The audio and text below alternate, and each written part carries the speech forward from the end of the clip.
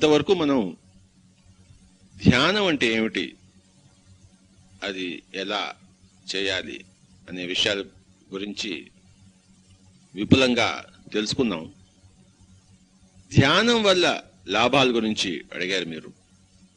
నిజానికి ధ్యానం చేయకపోవడం వలన అన్ని నష్టాలే, ధ్యానం చేయడం వలన అన్ని లాభాలే.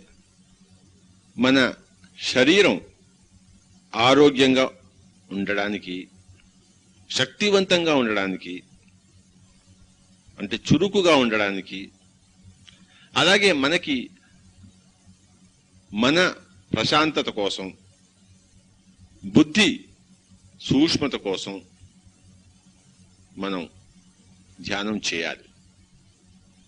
ధ్యానం చేయడం వలన ఏ రోగాలైనా మనం పోగొట్టుకోవచ్చు.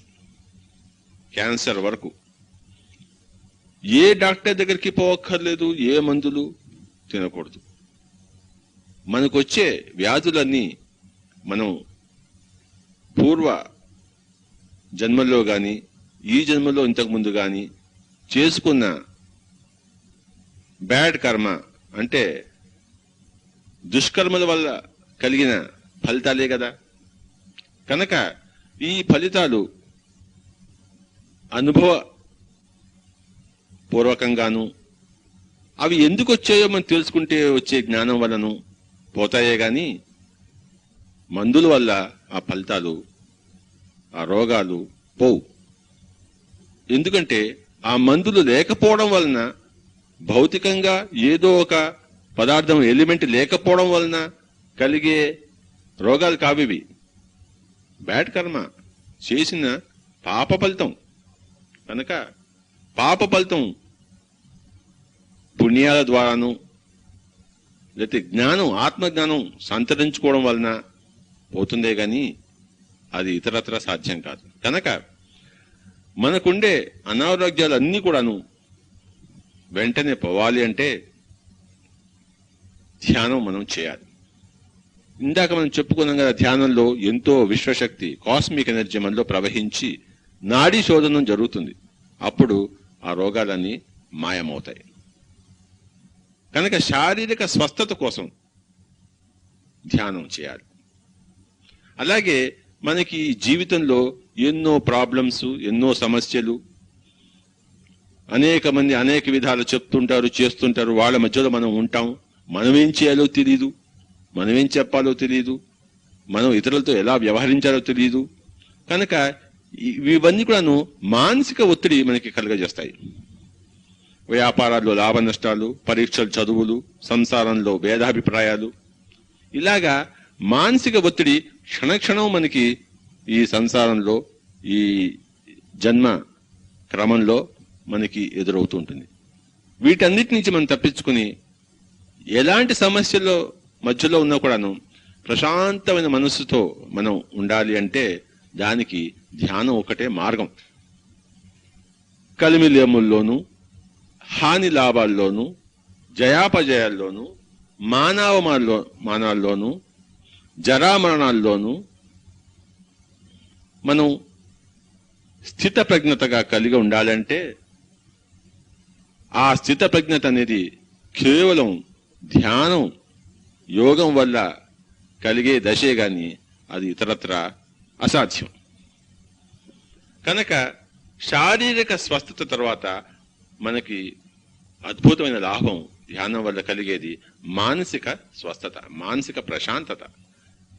ఆ తర్వాత మనకి బుద్ధి మాంద్యం ఉంటుంది. అంటే ఏదైనా ఒక పుస్తకం చదివినప్పుడు వెంటనే అర్థం కాదు, ఎవరైనా మాట్లాడుతున్నప్పుడు మనం పూర్తిగా గుర్తుంచుకోలేం.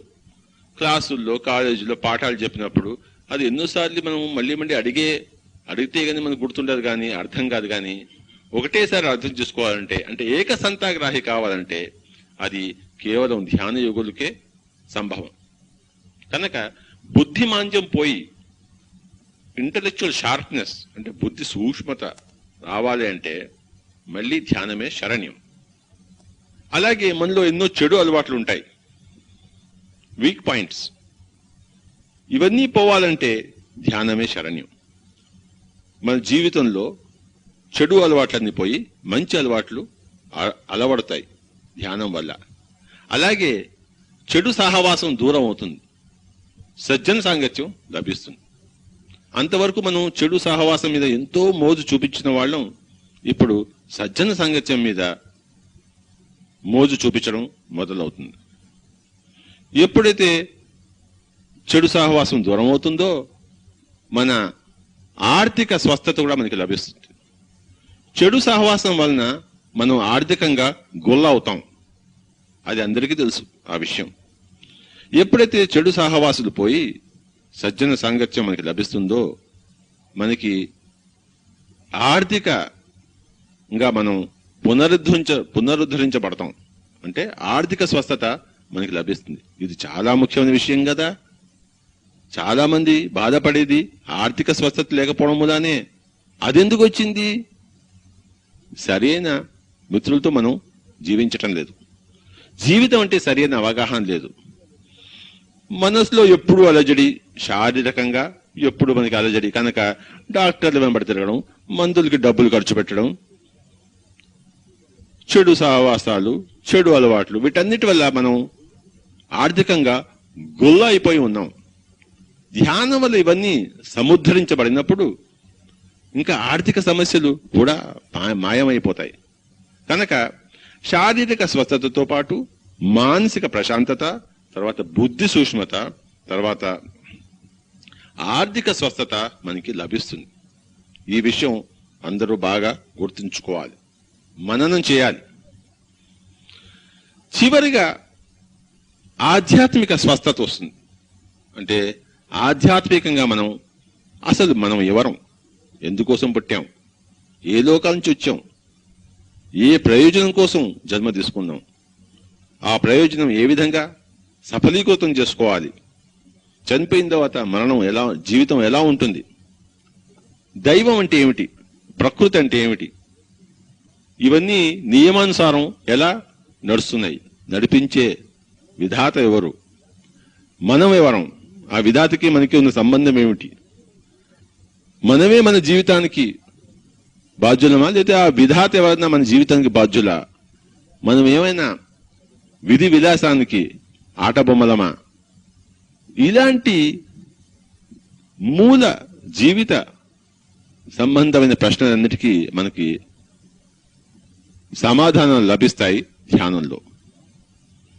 దివ్య దృష్టి ద్వారా, సూక్ష్మ శరీర యాత్రల ద్వారా, యోగులను, మాస్టర్స్ ని కలుసుకున్నప్పుడు, ఆకాశిక రికార్డ్స్ చూసుకున్నప్పుడు మనకు అన్ని సమాధానాలు లభిస్తాయి. అప్పుడు ఇంకా జీవితంతో ఆటలాడుకుంటాం గాని జీవితంలో సతమతమయ్యే ప్రశ్న ఉండనే ఉండదు. ఎలాంటి ఉడుకుదుడుకులు వచ్చినా కూడాను సతమత రహితంగా, ఆనందప్రాయంగా, కేళీ విలాసంగా మనం జీవితం గడపడం మనకి సాధ్యం అవుతుంది. మనం ఎప్పుడు నిరంతరం ఆనందంగా ఉన్నప్పుడు మన చుట్టుపక్కల ఉన్న మనుషులను కూడా మనం ఆటోమేటిక్గా ప్రభావితం చేస్తాం. మనం ఆనందంగా ఉండడం చూసి పక్క ఉన్న వాళ్ళందరూ, ఏం బాబు నువ్వు ఇంత ఆనందంగా ఉన్నావు, దీనికి కారణం ఏమిటి, ఇది ఎలా సిద్ధించుకుందో నువ్వు అని చెప్పేసి మనల్ని అడిగి తెలుసుకుని వాళ్ళు కూడా ఈ ధ్యాన యోగ మార్గాన్ని తెలుసుకుని వాళ్ళు కూడా ధ్యాన యోగులు అవుతారనమాట. ఈ విధంగా సమాజం అంతా ఉద్ధరింపబడినప్పుడు ఈ భూమి దివిగా మారిపోతుంది. మీకు చిన్న ఈక్వేషన్ చెప్పాలి అంటే, భువి plus meditation is equal to దివి. అంటే భువి ధ్యానవంతంగా అయినప్పుడు అది దివిగా మారుతుంది. భువిలో ధ్యానం లేనప్పుడు నరకప్రాయం అవుతుంది కానీ దివ్య ప్రదేశం కాదు. కనుక ఇవన్నీ కూడాను ధ్యానం వలన మనకు కలిగే అద్భుత లాభాలు. ప్రపంచం అంతా చూస్తున్నారు ఇప్పుడు మీరు. ధ్యానం లేకపోవడం వలన, ఆత్మజ్ఞానం లేకపోవడం వలన ఎంత నరకప్రాయంగా తయారైందో ఈ భూమండలం. కనుక ఈ భూమండలం దివ్య మండలం, దివి కావాలి అంటే ఒకటే ఒక మార్గం, అది ధ్యానం. ఇకపోతే మీరు ఏ పుస్తకాలు మనం చదవాలి అని ప్రశ్న అడిగారు. ఇది చాలా ముఖ్యం. పతంజలి యోగ సూత్రాల్లో క్రియాయోగం అంటే ఆయన ఏం చెప్పారంటే, తపస్వాధ్యాయ ఈశ్వర ప్రణిధానేన క్రియాయోగ అంటే, క్రియాయోగం అంటే ఏమిటయ్యా అంటే, తపస్సు అంటే మెడిటేషను, స్వాధ్యాయం అంటే ఆధ్యాత్మిక గ్రంథ పఠనం, అధ్యయనం, తర్వాత ఈశ్వర ప్రణిధానం అంటే ఇదంతా కూడాను దేవుడే, దైవమయమే, అందరూ దేవుళ్లే, మనము దేవుడే, అంతా దివ్యమైనదే అనే స్పృహ ఎప్పుడూ కలిగి ఉండడాన్ని ఈశ్వర ప్రణిధానేన అంటారు. కనుక ఈ మూడు కలిపి అంటే ధ్యానము, స్వాధ్యాయము, ఈ ఈశ్వర ప్రణిధానము, ఈ మూడు కలిపి క్రియాయోగం అనబడతాయి. కనుక క్రియాయోగం అంటే చేయవలసిన యోగం అన్నమాట. క్రియ అంటే చేయవలసింది. ఏం చేయాలి? ఎప్పుడూ ఈశ్వర ప్రణిధానం కలిగి ఉండాలి, ఎప్పుడు స్వాధ్యాయంలో నిమగ్నమై ఉండాలి, ఎప్పుడు ధ్యానంలో మనం జీవించాలి. కనుక ఇప్పుడు మీరు రెండో ఈ క్వశ్చన్ అడిగింది ఈ స్వాధ్యాయం గురించి అన్నమాట. ముఖ్యంగా చదవవలసిన పుస్తకాల గురించి చెప్పాలంటే మొట్టమొదట పేర్కొనవలసింది యోగానంద పరమహంస వ్రాసిన అద్భుతమైన పుస్తకం ఒక యోగి ఆత్మకథ. యోగానంద పరమహంస యుక్తేశ్వరగిరి స్వామి వారి శిష్యులు, ఆయనేమో లాహిర్ మహాశయ శిష్యులు, ఆయనేమో మహావతార బాబాజీ శిష్యులు. మహావతార బాబాజీ అంటే హిమాలయాల్లో ఉన్న చిరంజీవుల్లో అగ్రగణ్యుడు. ఆయన భౌతికంగా ఉన్నారు. ఆ భౌతిక శరీరం ఒక వయస్సు 5000 సంవత్సరాలు పైబడి ఉందన్నమాట. ఈ విషయాలన్నీ మీకు ఆ ఒక యోగి ఆత్మకథ అనే పుస్తకం చదివితే అద్భుతంగా బోధపడుతుంది. ఆయన యుక్తేశ్వరగిరి చనిపోయిన తర్వాత ఒకరోజు బాంబేలో రీగల్ హోటల్లో ఒక రూమ్లో యోగానంద పరమహంస ఉన్నప్పుడు ఈ ఆయన గురువు యుక్తేశ్వరగిరి మళ్ళీ భౌతికంగా తీసుకుని ఆయన ముందు ప్రత్యక్షమై వాళ్ళిద్దరూ ఎంతో కౌగలించుకుని అప్పుడు అడుగుతాడు యోగానంద పరమహంస, గురువు గారు ఇప్పుడు మీరు ఏ లోకాల్లో ఉన్నారు, ఏం చేస్తుంటారని చెప్పేసి. అప్పుడు ఆయన మహత్తరంగా ఆ ఆస్ట్రల్ వరల్డ్స్ గురించి, ఆ ఇతర లోకాల గురించి, అక్కడ తను చేస్తున్న పనుల గురించి, అక్కడ ఎలా ఉంటుంది పరిస్థితులు, ఎలా ఆనందమయంగా జీవిస్తుంటారు అందరూ అనే విషయాల గురించి చాలా చక్కగా చెప్పారు ఆ పుస్తకంలో. కనుక తప్పకుండా చదవలసిన మొట్టమొదటి పుస్తకం యోగానంద పరమహంస రాసిన ఒక యోగి ఆత్మకథ. ఇక తర్వాత చెప్పుకోవాలంటే తెలుగులో ఈ మధ్యనే స్వామి రామ ఇంగ్లీష్లో వ్రాసిన living with the Himalayan masters అనే పుస్తకాన్ని తెలుగులో అనువదించడం జరిగింది. కర్నూలు స్పిరిచువల్ సొసైటీ వారి డాక్టర్ వివి బాలకృష్ణ గారు హిమాలయ యోగులు స్వామి రామ అనుభవాలు అనే పుస్తకం శీర్షిక ఇది. ఆ పుస్తకం తప్పకుండా చదవలసిన పుస్తకం. అందులో స్వామి రామ హిమాలయాలు తిరిగి ఎంతో మంది మాస్టర్స్ ని కలుసుకుని వారందరి దగ్గర నుంచి అమూల్యమైన లెసన్స్, పాఠాలు ఏ విధంగా నేర్చుకున్నాడో దాని గురించి చాలా చాలా చక్కగా చెప్పబడింది. ఆ పుస్తకం చదివితే ఇంకా ఏది పుస్తకం చదవక్కర్లేదు. కనుక తప్పకుండా చదవలసిన పుస్తకం స్వామి రామ అనుభవాలు, డాక్టర్ వివి బాలకృష్ణ గారు తెలుగులో అనువాదం చేసిన పుస్తకం. ఇకపోతే రజనీష్ పుస్తకాలు అందరూ చదవాలి. రజనీష్ అంటే ఎన్నో అపోహలు ఉన్నాయి, చాలా విచారకరమైన విషయం. రజనీష్ అంతటి మహాత్ముడు బుద్ధుడి తర్వాత పుట్టలేదు అంటే అందులో అతిశయోక్తి ఏమీ లేదు. నిజానికి రజనీష్ బుద్ధుడి యొక్క ప్రథమ శిష్యుడు, మహాకశ్యపుడు. ఆయనే అనేక జన్మల తర్వాత మళ్ళీ రజనీష్గా అవతరించారు. రజనీష్ అంటేనే ఏవగింపు ఉన్నవారు చాలా జీవితంలో కోల్పోతున్నారు. అయితే రజనీష్ అంతా కూడా మనకి హిందీలోను ఇంగ్లీష్లోనూ ఉన్నాయి. తెలుగులో కేవలం ఒకటే ఒక పుస్తకం ఉంది, అదే సంభోగం నుండి సమాధి. చిన్న పుస్తకం, చిక్కటి పుస్తకం. అది చదివితే నిజంగా మన జీవితంలో ఎందుకు అనవసరంగా శోక సహితంగా జీవిస్తున్నామో అది మనం ఆనందదాయకంగా ఎలా మరల్చుకోగలమో చాలా చక్కగా ఉంటుంది. తప్పకుండా చదవలసిన పుస్తకము సంభోగం నుండి సమాధి. ఇంకా పుస్తకాలు చెప్పవచ్చు, ఎందరో మహానుభావులు ఉన్నారు, వారి పుస్తకాలన్నీ తెలుగులో అనుభవించినాయి. ఉదాహరణకు గణపతి సచ్చిదానంద జీవిత చరిత్ర తీసుకుందాం, అందులో ఆయన అనుభవాలు నభూతో న భవిష్యతి. అలాగే సాయిబాబా వారి ధ్యాన వాహినిలో చక్కటి పాయింట్స్ ఉన్నాయి, అందులో మనం స్వీకరించవచ్చు. అలాగే మన ఎక్కిరాల భరద్వాజ్ గారు రాశారు మిలారెపా టిబెటన్ యోగి గురించి. ఆ పుస్తకం పరమ అద్భుతమైన పుస్తకం.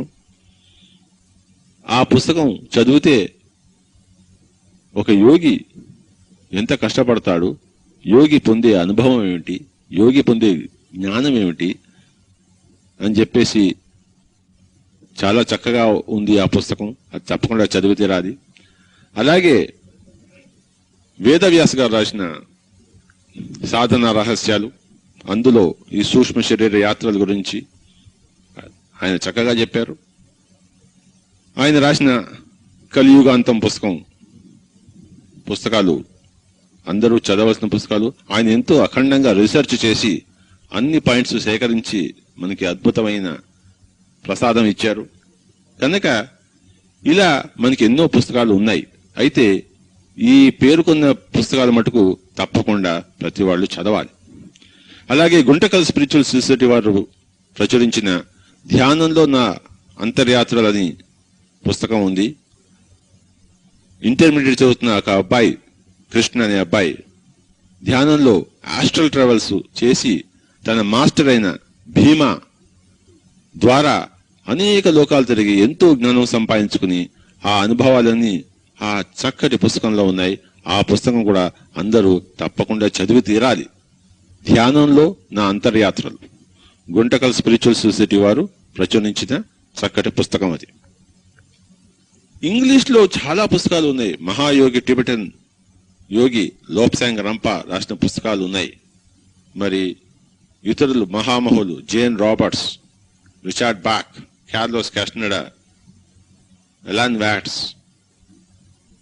Ruth Montgomery, Shirley MacLaine, Leadbeater, Annie Besant, అంటే వీడు థియోసాఫికల్ సొసైటీ మహాయోగులు, Annie Besant, Leadbeater, Blavatsky, colonel Olcott, Jinarajadasa, మరి వీరంతా మహామహులు.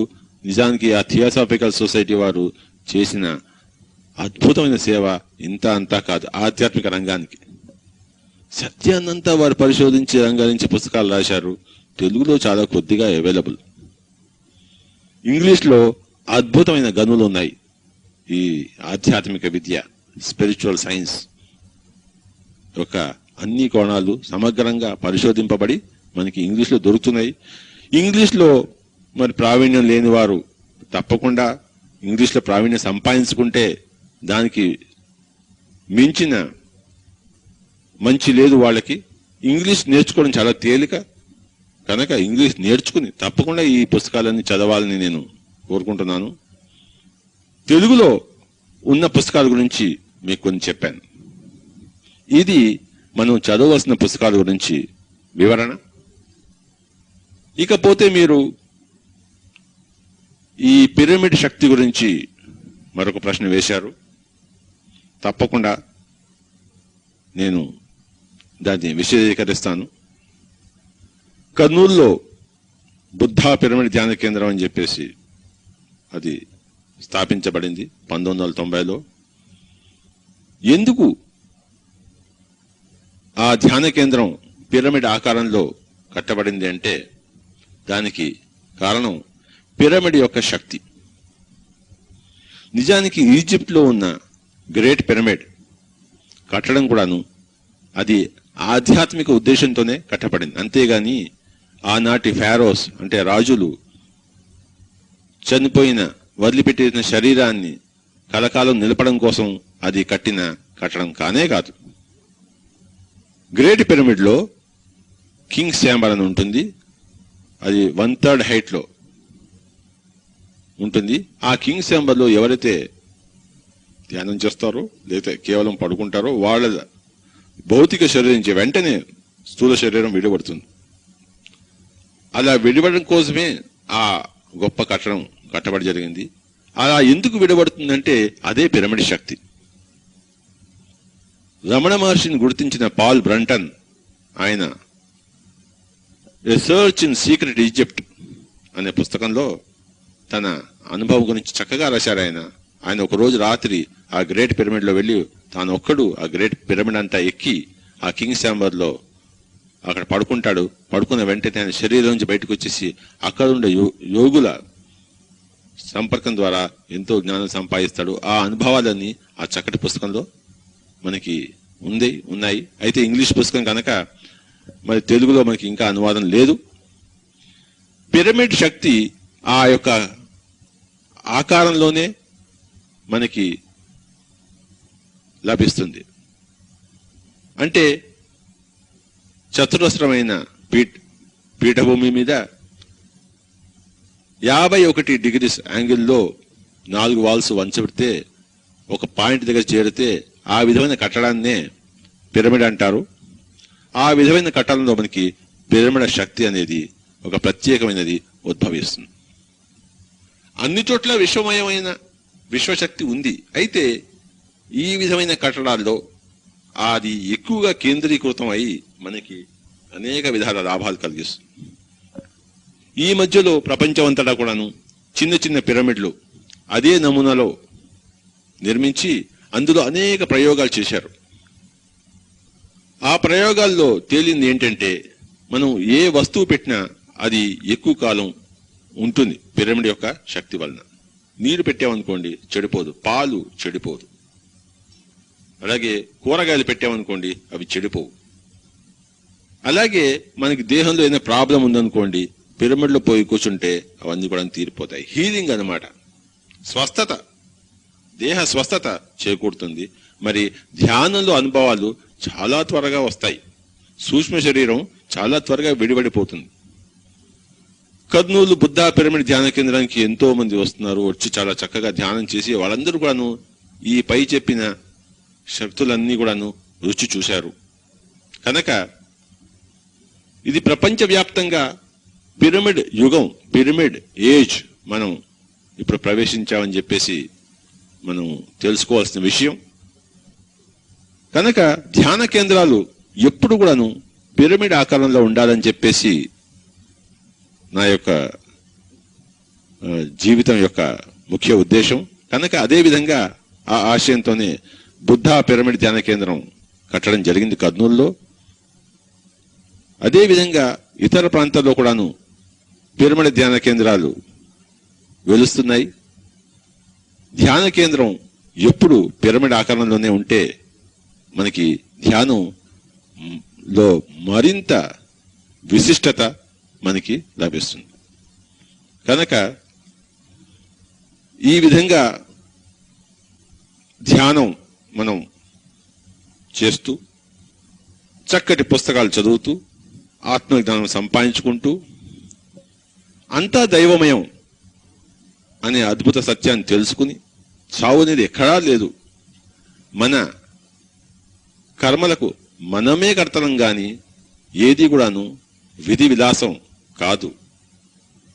దేవుడు అనేవాడు కొంతమంది మీద ఎక్కువ చల్లని చూపుంచి కొంతమందిని వెచ్చని చూపుతో చూస్తాడు అనుకునేది ఇవన్నీ కూడా చాలా అసత్యాలు, రాంగ్ వ్యూస్.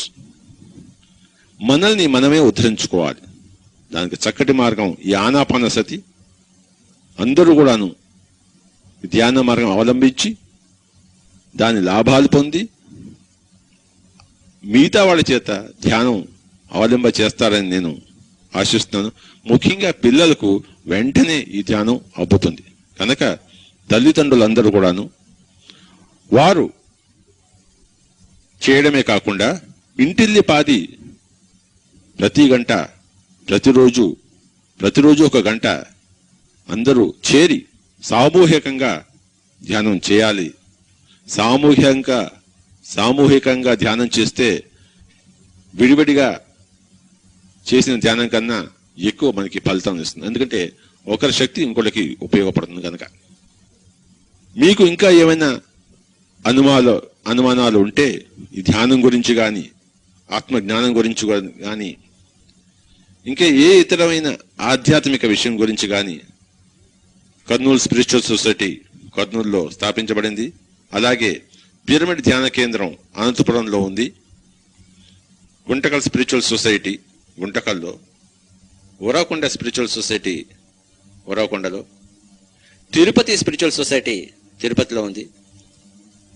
ఇవన్నీ కూడాను చక్కటి మాస్టర్స్ చేత ఈ సొసైటీలన్నీ నిర్వహింపబడుతున్నాయి.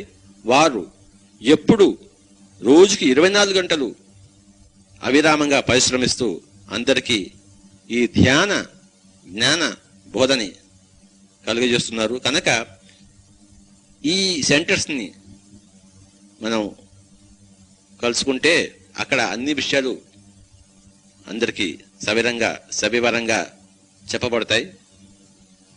కనుక ఇప్పుడు చెప్పేవాళ్ళు ఉన్నారు అని తెలుసుకోవాల్సిన విషయాలన్నీ తెలుసుకుని జీవితంలో ఆచరించి ఈ జన్మ ఆఖరి జన్మ చేసుకోవాలని మరి నేను అందరికీ మనవి చేసుకుంటున్నాను. మళ్ళీ తిరిగి రాకూడదు. ఈ జన్మలోనే ఎంత కష్టాలైనా పడి ఆఖరి చేసుకుంటే ఇంకా మరి ఎన్నో ఊర్ధ్వలోకాలు అవన్నీ చూడడానికి మనం. అంతేగాని ఎప్పటికప్పుడు ఈ చూసిన లోకమే మనం చూడకూడదు. అందులో పెద్ద ఆనందం లేదు. చూడాలి, ఈ భూలోకం చూడాలి. అయితే ఇంకా ఎన్నో కోటానుకోట్ల లోకాలు ఉన్నాయి కనుక ఈ భూలోకంలో చూడవలసిందంతా పూర్తిగా సంపూర్ణంగా హాయిగా అనుభవించేసి ఇంకా నేర్చుకోవాల్సింది ఇక్కడ ఏమీ లేదు అనే పరిస్థితిని కల్పించుకుని మిగతా వాళ్ళని యోగులుగా తయారు చేసి మనం ఇక్కడి నుంచి ఊర్ధ్వలోక గాములు కావాలి. అది మనం పొందవలసిన స్థితి.